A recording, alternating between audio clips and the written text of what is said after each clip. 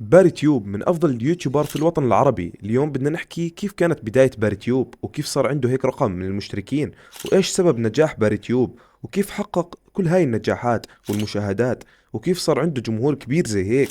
اول اشي بداية باري تيوب كانت في 2015. اول مقطع لباري تيوب كان في 2016 الشهر السابع، ولكن الفيديو ما كان عليه غير 35 مشاهدة وما جاب تفاعل كبير. وبعد هذا المقطع باري تيوب حول محتواه من ردة الفعل إلى حقائق، يعني كان يحكي حقائق عن معلومات وعن فيديوهات وعن يوتيوبرز. وبعدها رجع لمحتوى ردة الفعل يلي خلاه يصير من أكبر اليوتيوبرز. وباري تيوب من بدايته في اليوتيوب ما كان يطلع فيس كام، وحكى السبب إنه ما كان في إمكانيات، وصار يحكي إنه كان يسجل في سماعة تليفون.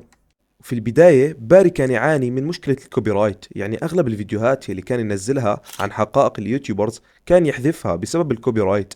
ولكن باري تيوب استمر على المحتوى، وصار يحط جيم بلاي بدل فيديوهات حقوق الطبع والنشر، واستمر حتى صارت المشاهدات عنده ترتفع، والناس صارت تحبه وتعرفه أكثر، وصار من أوائل مقدمين المحتوى الكومنتري في الوطن العربي. وبعد النجاح الكبير اللي صار مع باري تيوب، كثير من الناس صارت تنزل نفس المحتوى، وشفنا كثير من الناس نجحت في المجال ومحتواهم كان جميل. وشفنا كثير ناس محتواهم كان سيء وحاولوا يقلدوا باري تيوب، حتى حاولوا يقلدوا الصوت تاع باري تيوب والمونتاج.